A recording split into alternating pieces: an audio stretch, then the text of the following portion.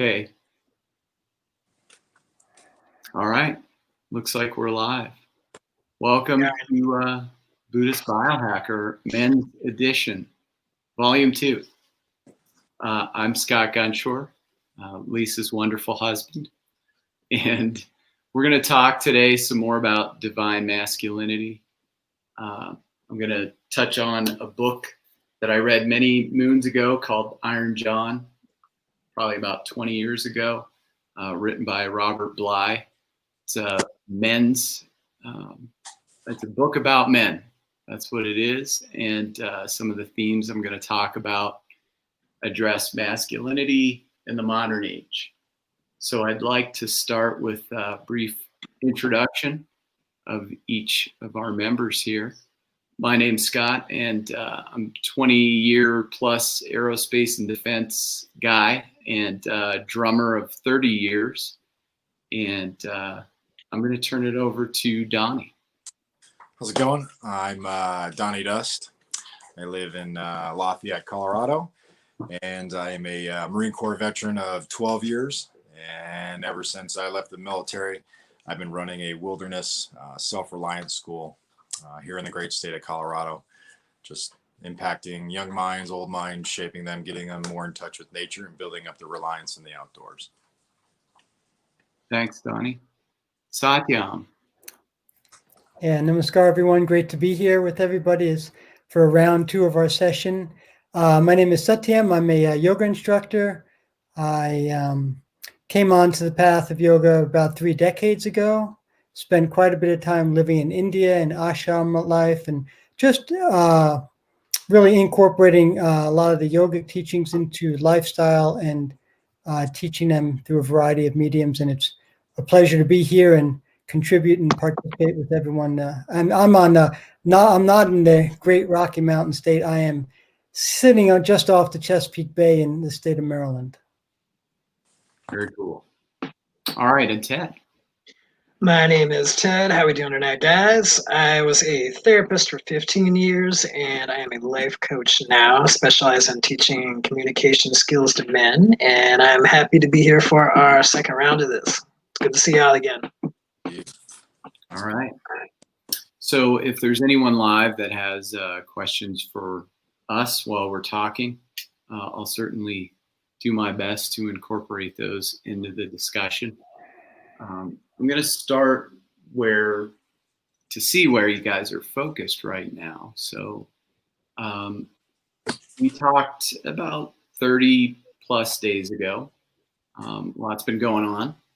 And I'm curious where you are at and what you've been focusing on since we last talked, whether it's physical, emotional, or spiritual, and what you're doing and how you've been addressing those things. So what's been on your mind in the last month or so? I'm going to start with Ted. I tell you what, I've been dealing with all 3 of those things. I would say there's been a healthy combination of emotional, physical, and spiritual. We just went back to Brazilian Jiu-Jitsu 2 weeks ago. That was a big deal for me. I now have more of a healthy outlet for everything that we are dealing with right now, and that has made a big difference. Primarily, I've been marketing my business or finding new ways to market my business. Things are a little bumpy right now, right, guys? I mean, we're sort of watching a crazy unfolding right now. I am generally in a good place, but I am keeping an eye on my emotional health and my physical health as well. But generally speaking, things are pretty good. Excellent. How about you, Dave? Yes, sir. Oh, yeah, right on. Yeah, so I've been doing a lot of teaching, so that has kind of allowed me to focus more on my physical health as well as my emotional health. Because as I teach, I separate myself from my 2 sons, so I have to find that balance of being able to provide through one means, which is the physical means of providing for them and creating income, as well as separating myself from them, but also connecting with them and maintaining that sort of connection and overcoming different hurdles. So it's been a it's been a good month. Definitely have enjoyed my opportunities and experiences, and have enjoyed my my experiences with my two sons, as well as everyone that I've come across through social media or in-face teachings, from young kids to people much older. It's been a great, rewarding sort of experience. So it's been a good balance. Absolutely. Have you done some traveling? I thought you had mentioned you were traveling. So majority of September I was on the road, and I was just teaching a lot of different folks, everything from some of the ancient primitive skills, as far as, flint knapping, and just really building up a reliance in the outdoors for, a single mother with two sons, to a police officer, his family, and just kind of taking that time to kind of understand who they are, what they needed to do. And that was about 2.5 weeks altogether of just one-on-one kind of coaching, mentoring, leading, and giving them some great skills, great knowledge, and reinforcing some of their own personal abilities to maintain their wilderness self-reliance. Cool. Right on. Satyam, how about you? Yeah, it's been a good month of transitioning from the one of the hotter, humid summers that we've had into a nice, calm, steady fall. So that's been a welcome transition. Generally speaking, my life is going good. It's you always try and keep balance. How balanced it's being the individual, it's hard to know how balanced one is. Sometimes you know that when you come into a state of challenge or something, but it's been a pretty smooth ride. I try and address physical, psychic, spiritual, emotional on every day through meditation, or through physical postures, or through writing work that I do. So I try and keep a healthy balance, but the person involved can't always be the one who's saying whether they're really in balance or not, but you try your best, but I try and separate meditation time from computer time to active time on the mat. And I've been teaching 6 days a week or so, which has been good. It keeps me active with that. And I'd say it's been a good transition. And I got to do a little bit of nature stuff. I used to teach out. I used to be an outdoor educator up in the North Cascades, Washington, Canada. And I don't get out much these days, but I did go out pawpaw picking the other day in someone's little wilderness backyard. And I didn't learn about pawpaws till a year or two ago, but they are some special. If you catch, they're really temperamental. They're only ripe for a little while, but it's like the closest thing you'll get to a tropical fruit in North America that's native, and it's got full of seeds, but they're great. They're really wonderful. So if you have pawpaws in your area, I highly recommend go out and pick a few. Well, that's cool. I think I saw your post on that. Yeah. Not long ago. Yeah. Cool. So for me, work's been busy, and Lisa and I managed to get out. We hiked Eagles Pass, which I think is near 14er. And man, that was a heck of a hike for us. We, everyone being indoors a lot more than maybe normal, especially out in Colorado, took more out of us than we thought. So there was some recovery involved there, but it was good time. My big reveal is spiritually. I started praying again, and haven't done that in a long time. I hate to admit it, but maybe I haven't done it to the degree that I've started. So I thought that was interesting, just with all the intensity of everything going on, and some information that maybe was intense, or things I hadn't been expecting to impact me, led me back to that place. So I thought it was really interesting, and we'll see where that goes, because I think it's an important part of everyone's life, is to have that kind of communication with whatever that power is that you need to tap into. So leading from there, I'm curious, from a spiritual aspect, how would you define the word warrior? What does it mean to you? What do you view as the positive aspects? What is it important that you control if you're behaving in a warrior capacity? I'll start with Donnie. Yeah. So I think, simply put, a warrior does not lead by fear or any sort of aggression in the sense of like exerting a certain amount of power or control. They really lead by love and security. And I say this for someone who's been overseas serving in a combat zone. The impact of a lot of the people there was pretty tremendous, but we built more relationships through love by creating security and not through fear tactics, not by exerting control. And everybody that was on the ground there was a warrior, and you live to fight and you train to fight. That is your job. But more importantly, as a human being, you are a warrior. And when you can separate what is chaos, what is the trauma of war, into the humanity as far as giving love, providing security, giving relief, giving support to the people, you are the purest and truest definition of a warrior. You do not use a position of power as an aspect of hierarchy. Just because you are here doesn't mean that everyone who is maybe in a chain of command or in a certain civilian population is less than you or beneath you. You actually have more responsibilities as a warrior. You have to truly lead by example, providing that love, providing that security. And for somebody who's done this overseas, my exact job was to relate to the human population. And the easiest way to relate to those people is through that commonality, which is love, compassion, and caring. And that was the easiest way to define yourself or to become a true warrior. Thank you. Yeah, no worries. How about you, Satya? Sure. Good question. And I appreciate what Donnie shared. No worries. Yeah, warrior is a term that's used quite a bit in yogic spirituality. And it comes into play.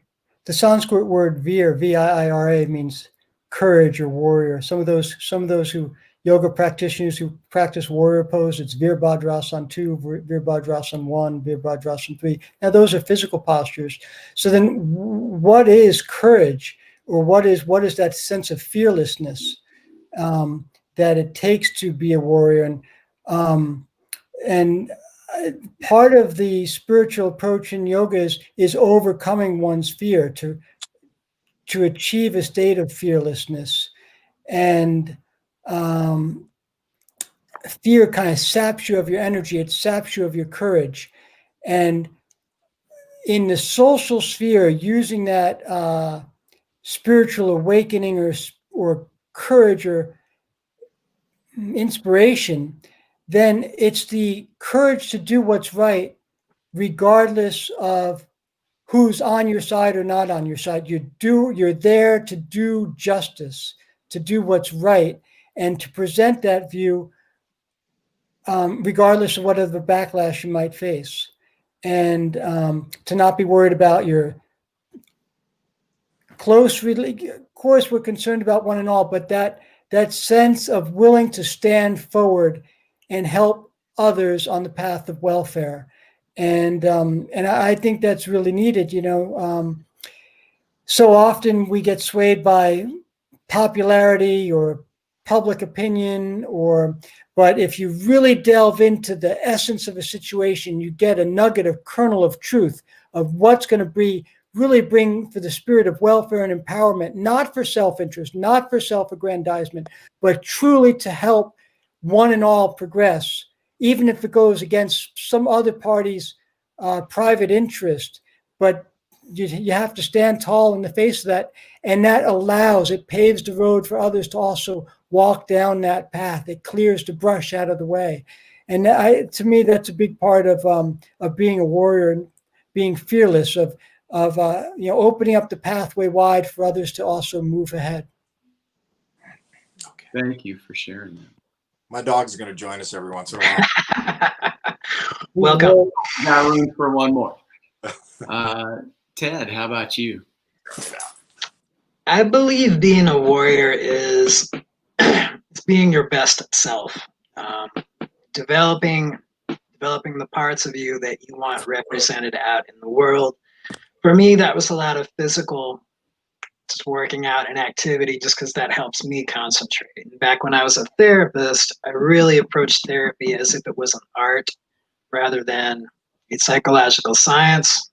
So for me, it was very much getting better at my art day in, day out, perfecting it so I could help the people that were on my caseload, so I could get them to go to a better place.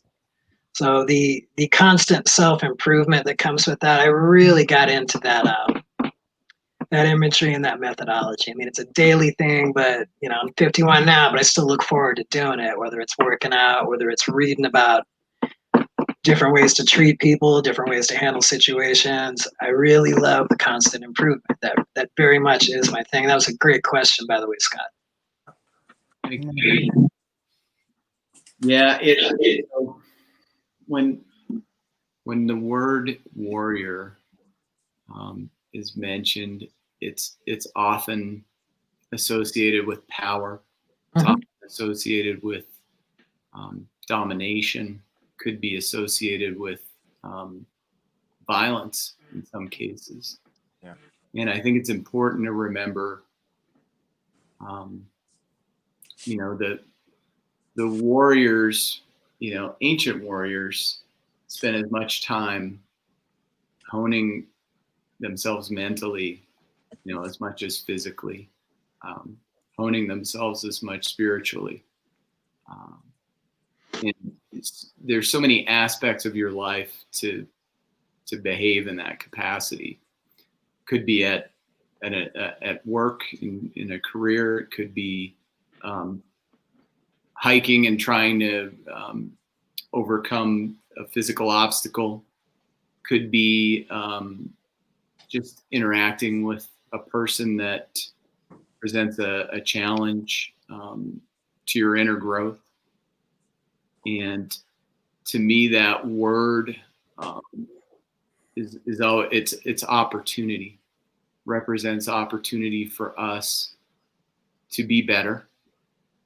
I like, Satyam, you said, to clear the brush, right? To make a path for others. It's very important. And what I heard in all the answers, so it's gratifying to hear that you oftentimes placing others ahead of you or above you in order to accomplish something, in order to be more human. I think something to add to, being a warrior is typically people try to define a warrior have never been a warrior themselves. So there's an assumption it is the barbaric, the chaotic, the aggressor, all those things. And I would probably say that for those that have been in that warrior's position, and we all have, we kind of know the truth and authenticity of what it actually means. That self-sacrifice, putting others in front of you, clearing the brush. So it's almost, to understand the way the warrior walks, you have to live by the true examples of what it is, and not make the assumptions of what popular culture might think it is, or what you've seen in, in history's past, because there's plenty of examples of what a warrior is, and it comes from all walks of life. And he's a warrior. But it's one of making weapons. It's good to go. He likes chewing on mood. So as warriors, day to day, we all get wounded, right? Yeah. We all suffer wounds behaving in a warrior capacity. How do you manage? How do you take care of your wounds And how have you managed maybe a very deep wound that you've experienced in your life, right? All four of us probably have many wounds that we've carried with us and still do. And there could be all very different. Ted, I'm going to start with you. Let's see. The way typically when I want to leave the office behind, it will be through some kind of working out. And I had to learn this over time. The worst thing I ever did was go 15 months with no vacation when I was a therapist. Everybody could tell. So I learned you really do have to take care of yourself if you are putting in those hours with other people. For me, it was you're really swimming around in other people's emotional trash, which, it piles up day by day, just like real trash. And you have to find a way to process that and get it out of your system so it doesn't wind up poisoning you. One of the hardest things I ever had to deal with was, it happened twice when I was at two different agencies. We had two different clients commit suicide. They were not my clients, but I was very close to the people who were working with them. And it was really devastating to the entire team because it was unexpected. When that happens, you've really got to watch how you handle yourself and what your reactions are. And you might even want to check in with a partner and say, hey, look, am I okay right now? Or are things starting to bubble up? So, taking a self-inventory on a regular basis has been really, really important to me, just because you never know when that one thing is going to sneak up on you and bite you. And it could bite you at a very inopportune time. So being aware of how you feel, what you're thinking, and why you're doing it, that became really, really important to me. And they try to train therapists in self-care, but they don't really make you do it. It is still left up to you. So you do have to take the initiative and make sure that your head is right and your heart's right. Otherwise, you will get overwhelmed. There's always going to be more of them than there are of you. So yeah, self-care is a big priority. So how do you click on all these things? I assume. I'm sorry, you're breaking up a little bit, Scott. Am I all clear now? Yeah. Okay. I assume you take on a lot of that energy psychically, right? Mm-hmm. A lot of pain. Yeah. How do you clear that? What do you do to manage through that, through taking on all of that? Doing physical things that give me a massive endorphin dump, that works for me. Jiu-jitsu is one. I used to do mixed martial arts. On top of all that, I still work out on my own. So I physically have to burn that energy off, so to speak. I also make sure I'm not reading about work after work hours. My boundaries have to be very, very tight. As far as how to sweep all that stuff out, I meditate as well. But really, knowing when you got to just tap out and maybe take a break, that is also extremely important, just to pull yourself out of everything that is going on around you. Frequent breaks are a good thing, in my opinion. But that's how I handled it. Gotcha. Donnie, how about you? Yeah, when those kind of scars or wounds surface, whether it's physical, mental, emotional, my place, my church, so to speak, is the woods. That's where I go. That's where I connect. I relax. I can center myself. I can ground myself. And it goes beyond going for a walk. It goes beyond just spending an hour or two. It's a full immersion into that environment, becoming part of that pattern of life that exists in that wild place. It's swimming in the rivers, lighting a fire, sitting in a cave. It's really just kind of eliminating all of the things we might need and really identifying what that wound is and working on it mentally, working on it, saying, all right, what is it? What is the problem that's being presented to me? What am I suffering from? And then taking the steps to, work through it. And, I'm a firm believer that my response, I think I said this last time, my response is the easiest thing to control. And since I can't control that, I've gained so much power over whatever that issue could be. Even if it is something physical, whether it's a broken bone or something internal, I've gained control over that. Because I believe when it comes to something like fear, or the fear that comes from, you know, a trauma or a wound or something in that sense, the fear is really a projection into the future. It hasn't happened yet. So we have a tendency to fear the unknown, and we project the unknown consequences.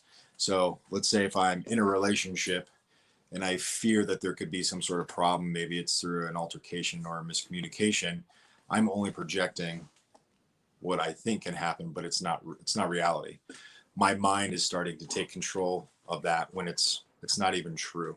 It's just a projection. Once I acknowledge that projection, and that's all it simply is, I've already overcome that fear. I've already overcome that trauma. But it's the mental component of it, as well as the physical connection to the mud, the dirt, the leaves, the trees, the waters. That's what just gives me a whole set of rejuvenation. It's almost like my battery is run low and I need that electrical charge to kind of get me going again. And the wild places do that.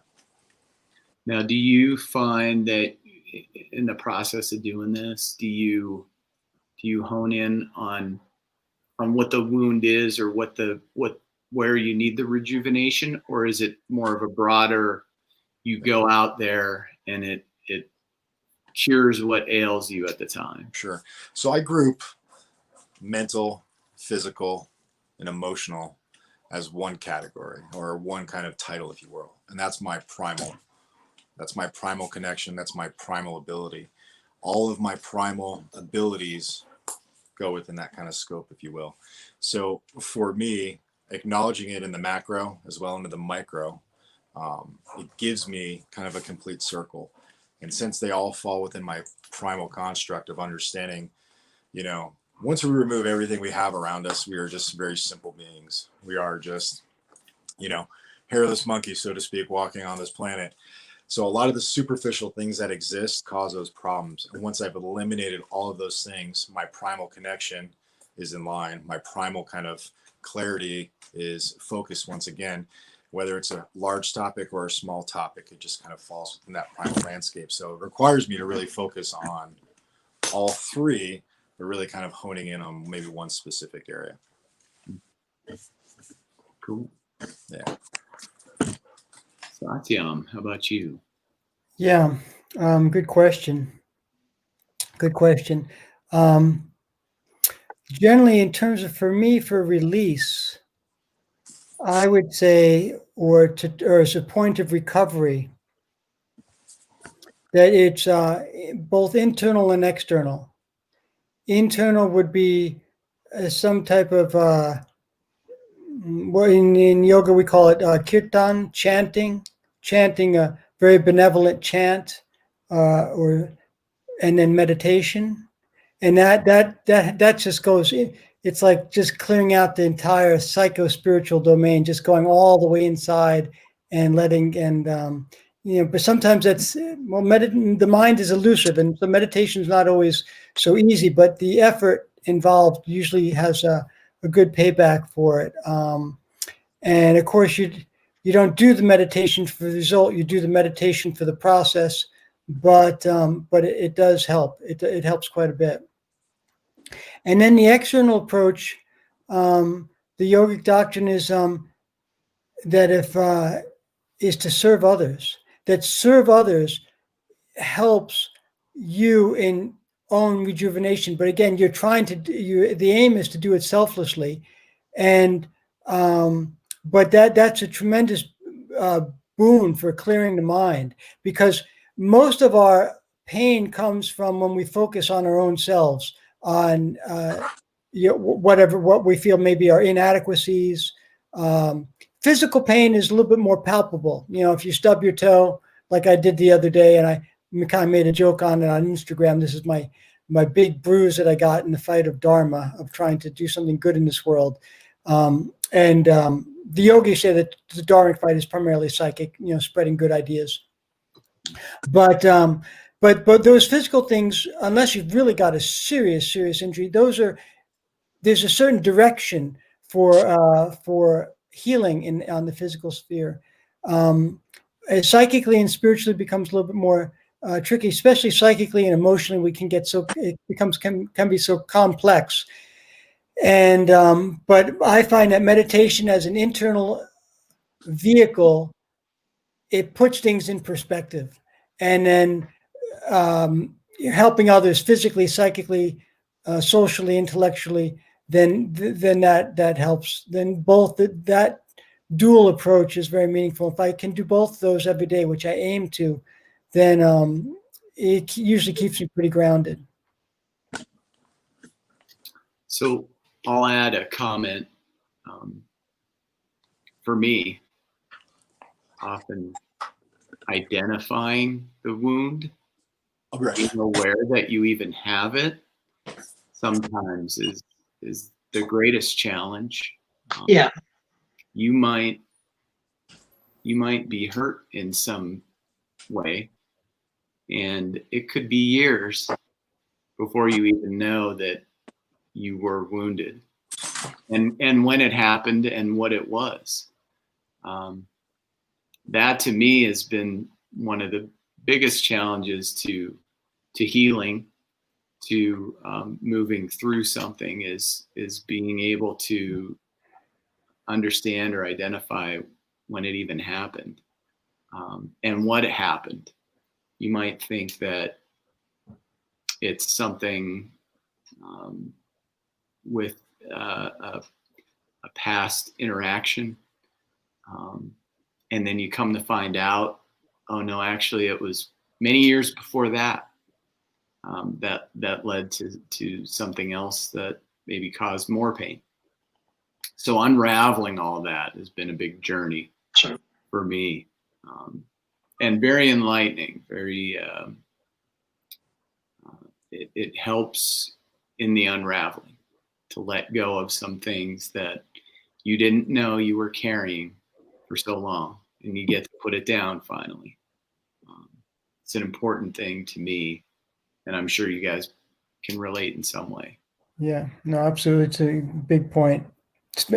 I think a lot of that happens in the earlier years in life, call it 0 to 20 or so, where you kind of come out of that chute and you realize, where you may not have been all that self-aware of what difficulties there were, because as children as we go through that development stage, we're so impressionable. Someone may say things, someone who we respect, an elder may say things or different. So yeah, I very much appreciate what you're saying, that because in those years it may not be very easily identifiable to the person. They just think it's life. They don't realize that they caught an arrow without realizing it. Yeah. So if we're talking about warriors, we're talking about becoming wounded, or being wounded while you're trying to be a warrior day to day. Part of being wounded or being hurt can be grief, dealing with grief, being aware that you're grieving. How do you manage grief? What do you find helps heal? What do you recommend people consider in order to move through grief? I'll start with Ted. I am not very good at that.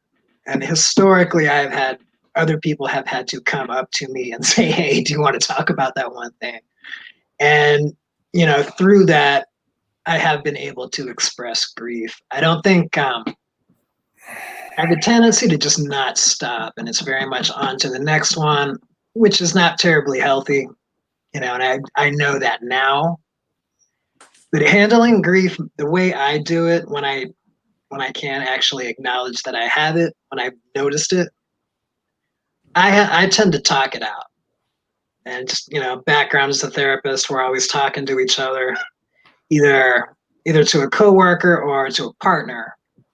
The way I express it is talking, but it takes me a lot before I'm actually aware of it. And I will admit that is a large blind spot for me. It has been for a long time. Okay. Donnie, how about you? Yeah, as far as grief, how I go about dealing with it, or what I recommend. This is just my personal experience, if you will. Again, I'm a seeker of simplicity, and what that means for me is kind of returning to the outdoors and kind of stripping away whatever that grief is through time, through effort, through energy in the outdoors. You know, there's different fields of study. One of them is called forest bathing. Just being in a natural environment kind of rejuvenates and helps people deal with grief. And I know from a personal standpoint, suffering a heart attack at a young age, one of the things that I did was exactly that. For those that don't know, at the age of 37, I had a massive heart attack that almost ended my life, but it was the lifestyle that I lived before that kept me alive. It was healthy eating, a lot of exercise, a lot of outdoor activities. That lifestyle kept me alive through that heart attack. And I knew that lifestyle, with some minor tweaks, would also keep me alive in my days to come. So when it comes to that grief and, laying in a hospital bed and seeing your two sons next to you, you're almost gone for the most part. That's a lot of grief. And I knew for me to heal properly, again, my primal healing, my primal connection was to reconnect to the most simple thing in the planet, and that's just the natural environment. So it doesn't require a lot from a person. It just requires acceptance. Accept whatever it has to offer and learn from it, live within it, drink from her waters, harvest her food, kind of reset and recharge everything so you can kind of overcome whatever that ailment is, that grief is. And that's what I truly recommend to people. I talk to people all the time, whether it is people who have had heart-related issues or some sort of trauma in their life.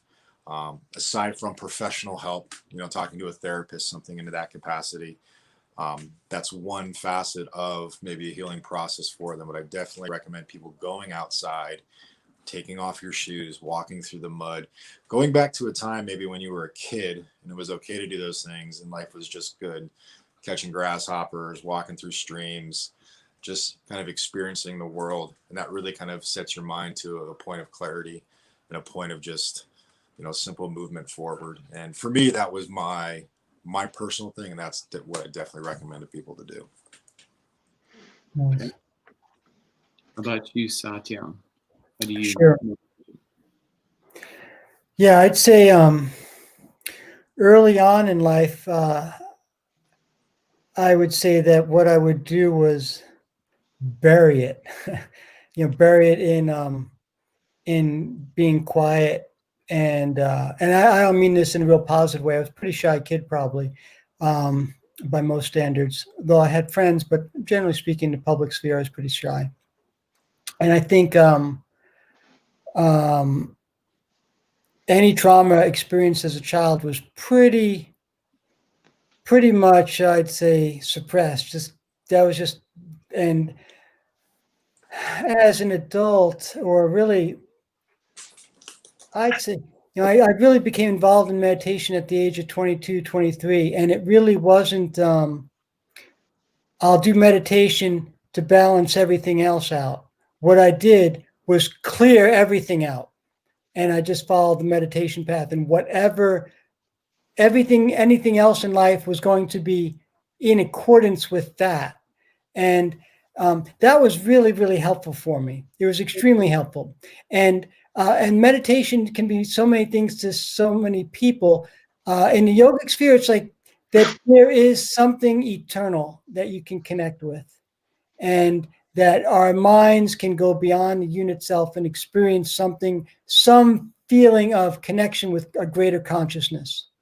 And that makes everything going on in the relative sphere, which is perpetual change of gaining and losing, gaining money, losing money, gaining friendships, maybe losing friendships, or So, people coming, this world is, the yogis call it jagat. It's perpetual change and nothing lasts forever. It's this ultimately, when it comes down to it, we're going to lose all our physical possessions, all our, and so, and that can bring tremendous amount of an anxiety. What am I going to do when my parents are gone? What will happen with my children? What will happen to my children when I'm gone? And this perpetual state of, it's like running on a treadmill that you can't keep up with because this world is ephemeral. And so being connected with some type of spiritual thing where you really have, and it's not just superimposed, but you feel like, whoa, that there is some type of link, then that helps steer your compass through any type of grief, which inevitably comes. It's going to happen, but it's how we respond to it. I've had a father who passed. I have a mother who's 91. Everyone has some type of elder personality in their life, or or just disappointments along the way. Not everything goes our way the whole way through. But if we get that really wide angle view, then it's not that it minimizes it, but it puts in a certain perspective that I think is healthy. And so that's how it's worked out for me, and it was definitely needed. Now, I'll put this into perspective. I'm a terrible crier, awful. I try to cry and I have a hard time. I think it's part of cultural. It's sign of the times. It's there's all sorts of environmental aspects to that. What we're surrounded by, stimulation, all these things. What I'm curious to know is your opinions on grieving when you were younger, right? Because I think the theme that I've heard now from all three is, like we learn how to do it. How do we help younger men, boys? I have a son who's 11. How do we help them grieve if they're in that situation where they should and need to in this environment? Any ideas? I'll let anyone jump in who has some thoughts. I used to tell people, if you want to cry, cry. I had particularly men, let it out. Otherwise, it literally will build up into your system until you explode. And I think if we can teach young boys, hey, it's okay to cry. You're just letting the crap out of your system. If we destigmatize it, so to speak, it could go a really long way as far as emotional health goes. I myself, I literally did not cry for years and years, up until maybe about 48, 49. And what was that? Is there a way to help that, facilitate it physiologically? I'm actually trying to remember what eventually triggered me. I think it's kind of beat out of us when we're younger in a lot of ways.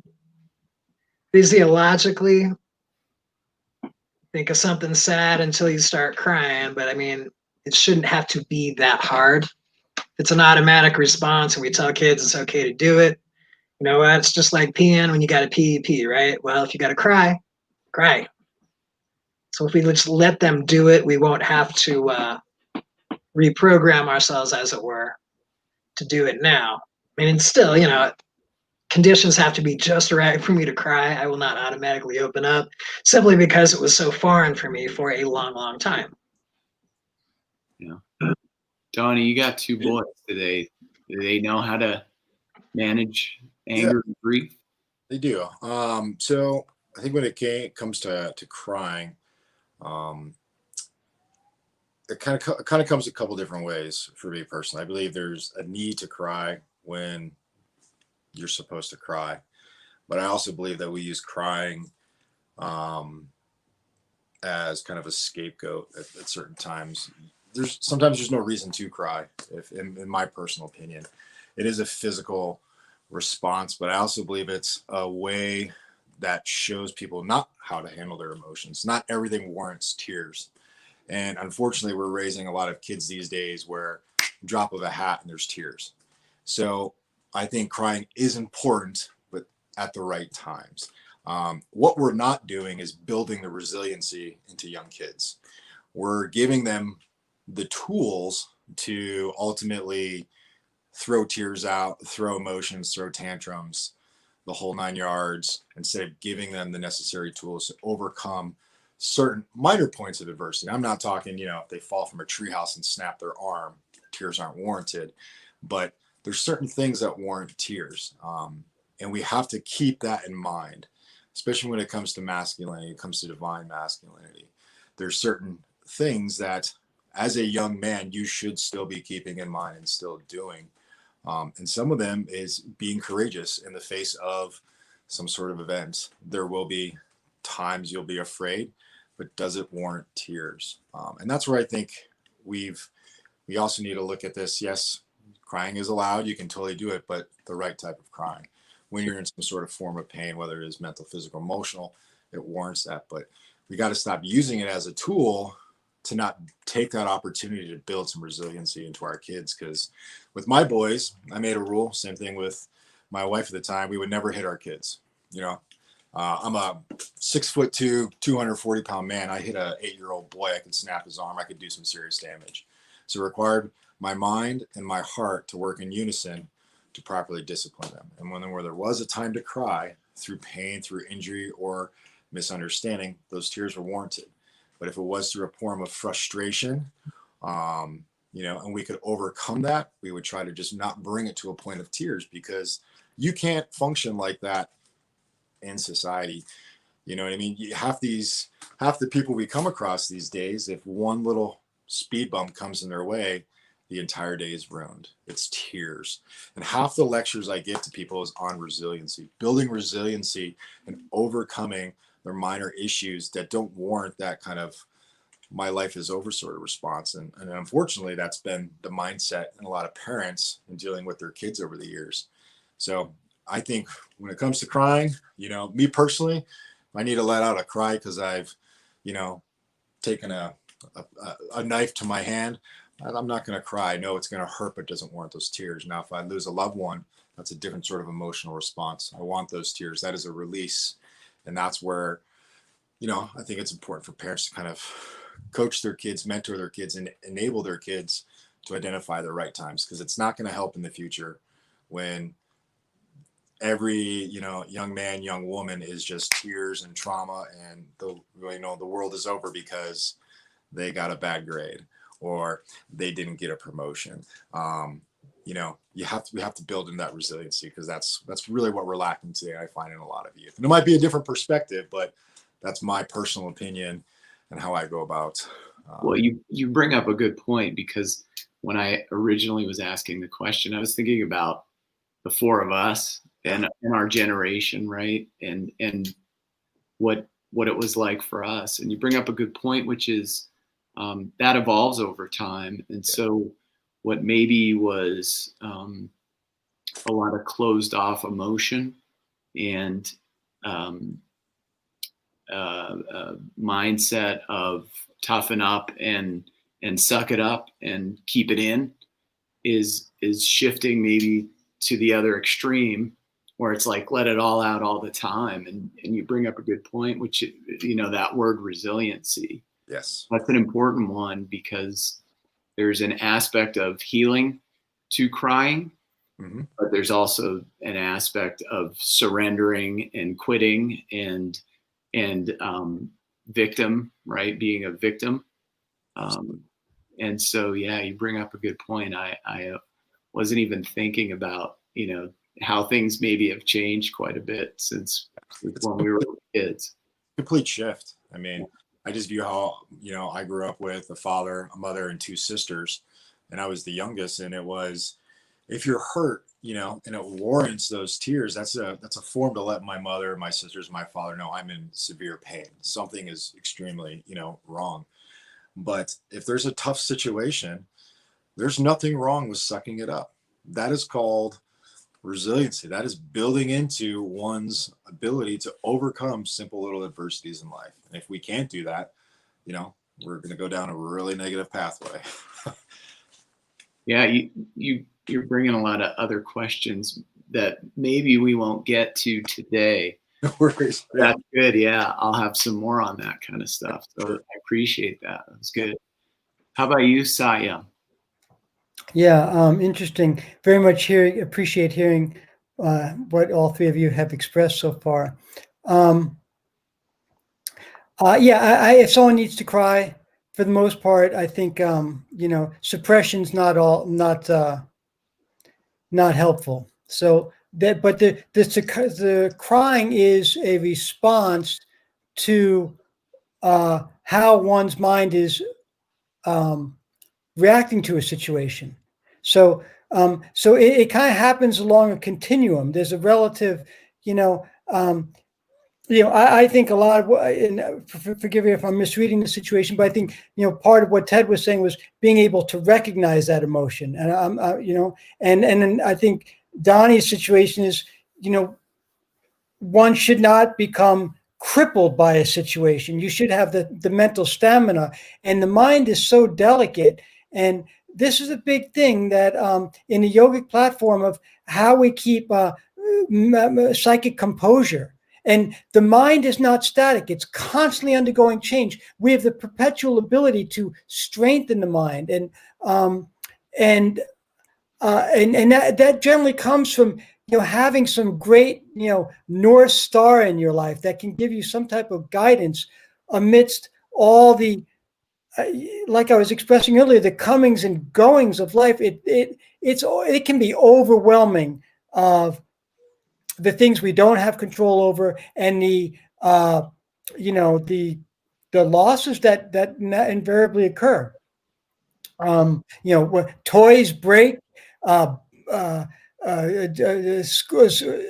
school comes to an end, and you move into a new sphere of life. It's constant transformation, and the more that we're able to steady the mind on something, some type of greater goal, then that gives a certain basic psychic stability to manage all the ins and outs of life. And if tears come along the way, that's fine. But, you know, and if so, it's really what made someone cry 5 years ago may not make someone cry today. And that may not be because they're suppressing something. It may be because they've overcome the anxiety associated with that prior pain. So it's a complex topic, but I don't believe that, you know, people should feel repressed or suppressed and feel like they can't express those tears. Express it, and then at the same time, we should be in a perpetual mode of strengthening our inner core, and regardless of how old we are. And you know, spirituality, those types of big questions. When we face those, I think it gives a lot of strength. And that gives us the ability to address a situation, you know, with our best, you know, with our best foot forward. So, you know, I don't think anybody should be, you know, pushed aside or labeled for crying. But crying also takes a certain amount of courage to say, hey, you know, that hurt. You know, that was painful stuff. You know, but you know, it's the longer this we can get it linked with some type of great North Star in our life. I just think that it's really, really helpful. And so, yeah, I'll leave it at that, I suppose, on that offering. So everyone's brought a good perspective, and it's caused me to zoom out as I'm listening and think, well, really, my question's about crying or a specific response to an emotion, but that's more broadly what it's about, which is expressing emotion, right? Because there can be tears of joy, as easily as there can be tears of rage or tears of sadness. And again, I'll go back to it. I'm bad at crying. If I'm joyful and I'm feeling that welling up, there's something in me that, pulls it back in. And I know when it's happening, I'm like, you're not going to cry, are you? You're going to pull it back in. So I'm always curious how to better release that emotion and connect head to heart. I'm uber logical person. Lisa's all heart and I'm all head. And it's like, pairs nicely, but it also creates some challenges sometimes. So I'm always looking to connect the two better. And I think it's important as men, right, that we're always trying to do that, because that in many ways is what prevents violence. It prevents altercation and escalation, and it can move us forward when we do that, I believe. I really can't underemphasize how important it is to be able to express that emotion and Sure. feel comfortable and allow your friends, right? How many times have you been in a group of friends and one of them's getting emotional and everyone else starts teasing them, right? To suppress it. I think that's part of what it is that we're dealing with. And we have to always be mindful of and supportive as men. So it's something I think we'll talk more about in the future too. Now, like, we talked warrior, we talked wounds, grief, crying and emotion, expressing emotion. How about going into battle? And how do you mentally prepare for battle, knowing that we're in a much different age when it comes to the how a battle is fought or what battles we face versus decades, centuries ago. How do you prepare yourself emotionally, physically, spiritually for the battles that you have in your life? Let me start with Ted. Let's see. I'll go back to my therapist days again. I would run maybe 10 therapy groups a week with felony sex offenders, most of whom didn't want to do the work I was asking them to do. So, yeah, you could say every day was a battle. But because I was very serious about the work, and because I genuinely loved it, I would get those butterflies before group every day, but I learned to really like those butterflies because I knew, hey, I can make great things happen with this nervous energy. And I looked forward to that nervous energy, quite frankly, for years and years. And then after when I left that, I missed it when it was gone. But I think knowing what you want to do, knowing what you're capable of, and knowing what kind of mark you want to leave on the world, that's what gets you through those battles. Now, if you want to be here to help other people, I think that's definitely a higher cause that all of us are very much focused on. That in and of itself can help you handle that battle. Your purpose is solid. You're here to help other people. You will get through this because it's important work that you're doing. The cause will get you through it, in other words. Yeah, service mentality helps to keep you focused on. Yeah. So if the one guy in the corner doesn't like what I'm saying, I don't care. I've got 7 other guys in there that will actually listen and benefit from that. And typically it's a hostile audience, but if you can win 1 or 2 guys over a month, you'll have everybody on your side. Everybody's doing good work. Community's safer. And that's really how we looked at it for years and years. Interesting. Satyam. Yeah, interesting.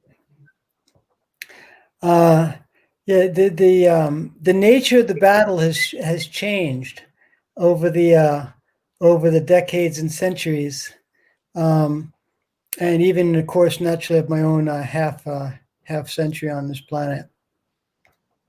But right now, I think we're seeing a great battle of ideas. That it's in the psychic realm of more so, and there's a great warrior back in the day known as Judas Deer, and he was one of those who know the Bhagavad Gita and the Mahabharata, but he was victorious in battle, and his name meant the one who maintains equipoise in the face of battle.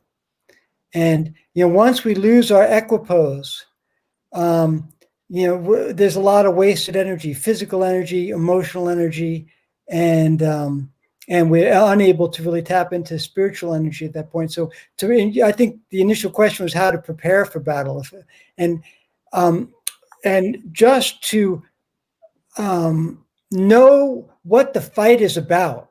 You should be able to identify what it is about. What is the goal, and what is it that you're fighting for? Are you on the right side? Are you really clear-minded?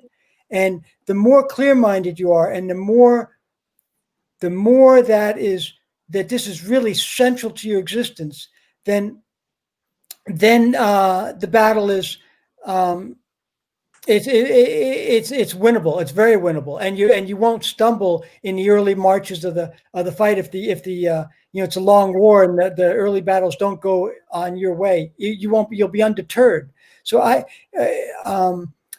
really think that clarity of what is it that you're battling? Is it something petty? Is it just something selfish? Is it something that should not even be fought? Are we just battling over materialistic things, just where there's really no victor? Both are losers because you're just fighting for your own selfishness? Or in which case the fight should just be let go of, just get a greater sense of oneself? Or is there really something at stake, something meaningful, something moral, something, the welfare of something? Then that fight should be, and you should amp up all your ammunition and know that this is not about your little victory, but about some greater cause. And then you'll get tremendous energy for that. I find that if the fight is something meaningful, and don't give in to anger. Always look for some greater meaning in it, and it'll be self-perpetuating. The yogis say that fight you'll never lose energy on. You'll never get frustrated. You'll never lose energy, but it will carry through the whole way. And so that's the way I look at it. And we all have our battles in life, but you want to identify them. Yeah. Thank you. Donnie, how do you prepare for battle?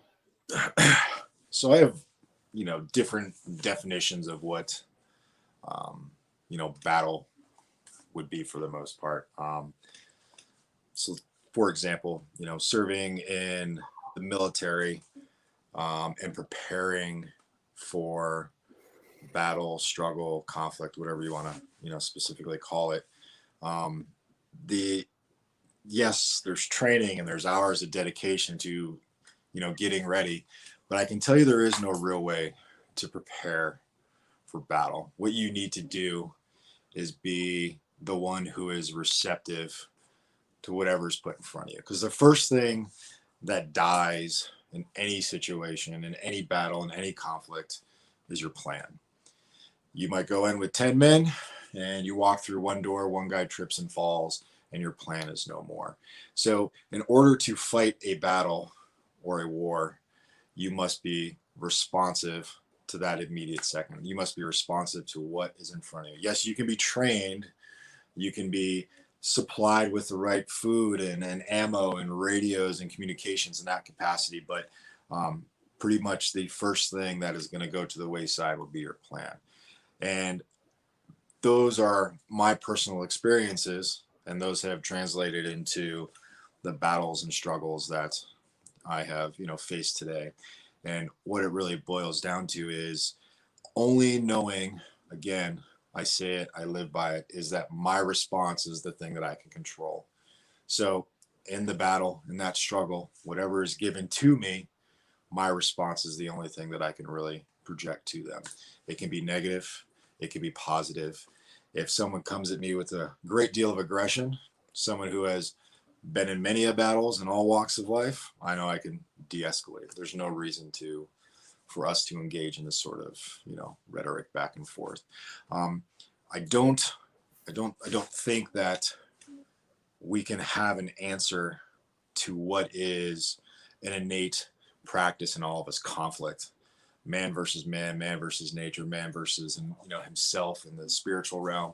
There's so much conflict that we can be exposed to it and we can kind of learn from it, but through those experiences and those learnings allows us to react when a new battle, so to speak, is put in front of us. And I know for me personally, I know that I can react accordingly to one, preserve my own life, preserve my kids' lives in that capacity, whether it's purchasing the right foods, because the battle might be health, driving in a car, making sure they're safe and secure. Driving in a car is a battle. Everything can be essentially a battle, and you can plan, but sometimes it's just not going to work for you. The first thing that dies in any combat situation is your plan. Hands down. So yeah, take it for what it's worth. Be responsive, be adaptive, and be ready to take all of your past experiences, pull them up in a second, and respond and react. And that's called instinct. That's called learning. That's called that innate desire and want to, be responsive in the most accurate and timely manner. But battle's got a lot of definitions. Yeah. You remind me of you're reminding me of the phrase "mind like water," right? Yeah. Absorb what it is and let it's going to have an effect, and you absorb it and take it in and then process and perceive. Interesting. Absolutely. And there's a lot of metaphor to that. You know what I mean? I've heard the saying, it's better to be a warrior in a garden than a gardener in a war.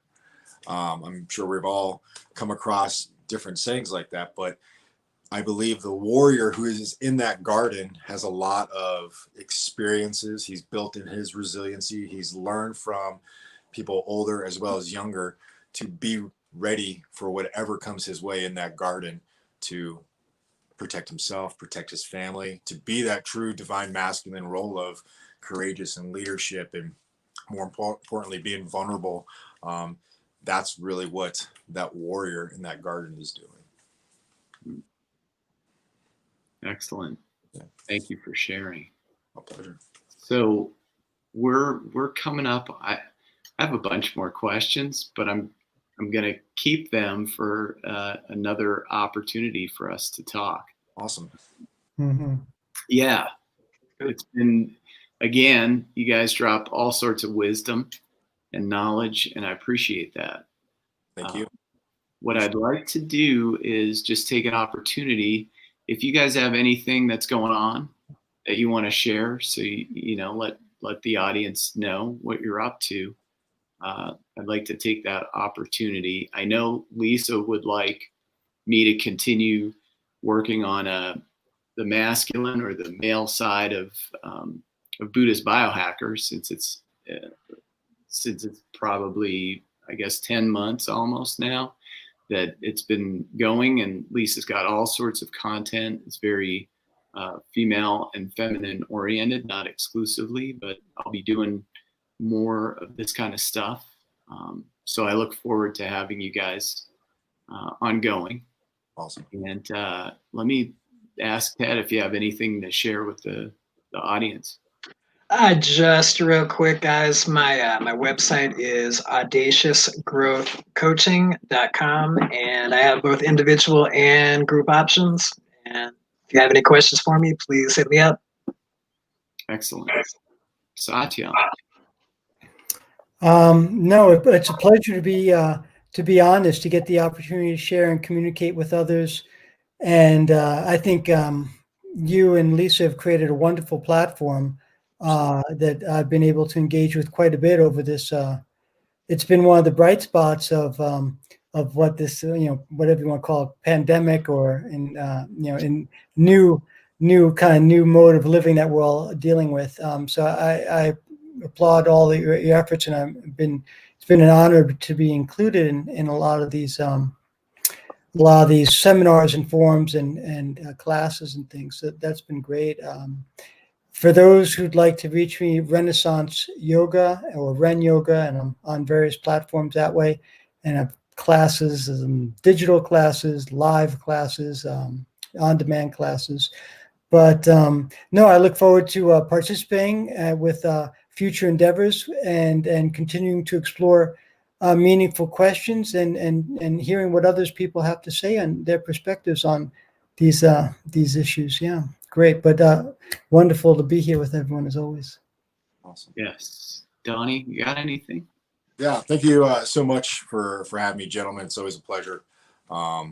Each one of you are, very unique in what you offer, your perspectives, your outlooks, and I find a great value in that.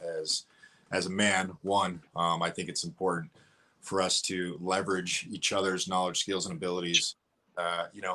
Reinforce kind of that idea of leading by example, and I think every one of us are doing that right here. So, my hat goes off to you. My hair's a little. I didn't plan that at all, but yeah. So in the world of Donnie, I'm still going out in the bush quite a bit. I had a TV show come out on his channel this past weekend where people can catch me living in a swamp for 30 days with no tools, just the clothes on my back and a one dead animal. That was all they gave me. So that's kind of fun and exciting. Again, that's on the History Channel. And starting next spring, I'm going to be running some men's seminars in the great state of Colorado. And I'm excited because as I'm, formulating a lot of these things in the back of my mind and kind of working on some of my approaches and my angles, I'm gaining a lot of information and knowledge from you guys. And I'd like to continue to leverage that. So, so then I can really provide a whole kind of different approach for, older men and younger men that have gone through all sorts of traumas in their lives and great experiences in their lives that we can all kind of come together and work on our mental, physical, emotional, but more importantly, our primal health and, kind of live wild once again. So those will be coming out pretty soon. You can check it all out on, donniedust.com and then all the social media outlets. I'm on there as well. So feel free to reach out. I'm very responsive and I love chatting with people, talking with people. So yeah, once again, thank you, gentlemen. Thank you. Yeah. Okay. Well, what I'd like to do is have a closing story from Satyam. I believe you were notified in advance that I was going to ask. Mm-hmm. And you might have something to share. Another final nugget of wisdom as we're signing off here. Sure. Let's see what we can do here. There's a mom and a little boy, and she used to ask him, "What's the most important body part? What's your most important body part?"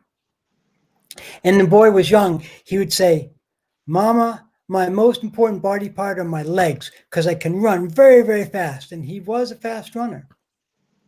And time would go and she'd say, "What's your most important body part?" As he was older, he became quite an athlete. And he'd say, "Mama, my arms, my strength in the arms, that's my most important body part."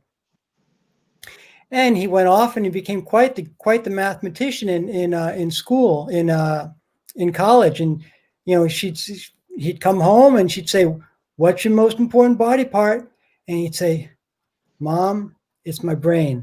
I can untangle the greatest equations there are in the field of mathematics with my brain." And sure enough, he goes off, he gets married, he has his own family, and tragedy strikes and all the generations of the family come together. And he sees his mom, and she's clearly affected, and they just do a nice embrace, and she kind of rests on him a little bit.